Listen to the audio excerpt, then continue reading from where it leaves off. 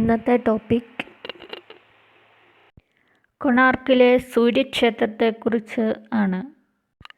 ഒഡീഷയിലെ പുരി ജില്ലയിൽ ബംഗാൾ ഉൾക്കടലിൻ്റെ തീരത്താണ് പ്രസിദ്ധമായ കൊണാർക്ക് ക്ഷേത്രം സ്ഥിതി ചെയ്യുന്നത്.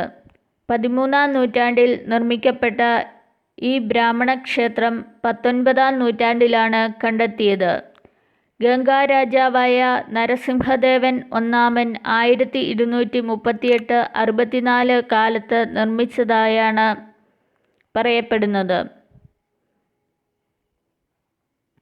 രഥത്തിൻ്റെ രൂപത്തിലുള്ള ഈ ക്ഷേത്രത്തിൻ്റെ ഇരുവശങ്ങളിലും 10 അടി വിസ്താരമുള്ള 24 ചക്രങ്ങൾ ഉണ്ട്.